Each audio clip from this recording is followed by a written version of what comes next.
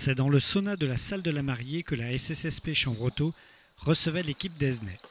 Un premier match dont l'objectif était avant tout de retrouver les sensations, puisque des deux côtés, les effectifs n'étaient pas au complet.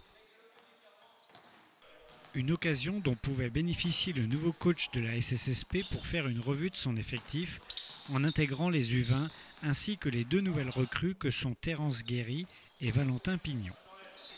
Et c'est ce dernier qui va se mettre en valeur dès le début de cette première mi-temps, permettant à sa nouvelle équipe de prendre une avance de plus de 10 points. Esnay reviendra petit à petit dans la partie pour terminer ce premier quart sur le score de 17-13. Ce sera le jeu rapide chambretonnais qui fera la différence dans ce début de deuxième quart-temps.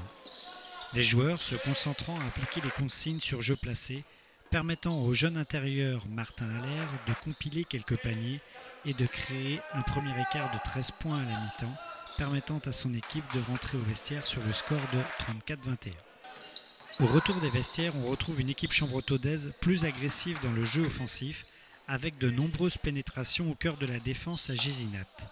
Quelques interceptions conclues par des contre-attaques réussies vont permettre aux locaux d'accentuer l'écart pour terminer ce troisième quart-temps sur le score de 59-36. Le quatrième quart-temps sera plus décousu. Esnay retrouva un peu plus de liant dans son jeu lorsque la SSSP maintenait l'écart grâce au panier primé et au lancer franc. Ce quatrième quart-temps sera l'occasion pour Terence Guéry de montrer ses capacités offensives. Chambretot gagne donc ce match sur le score de 79-50.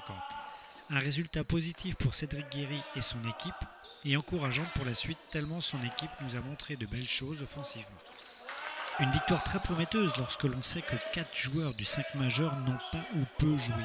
Il s'agissait de Romain Roy, José Licoury, Michael Petitot et Simon Pinault qui n'a joué que quelques minutes. Rendez-vous donc ce samedi 5 septembre à la Gaubretière pour voir notre équipe Fagnon jouer contre Cholet Basket qui évoluera cette saison en National 3.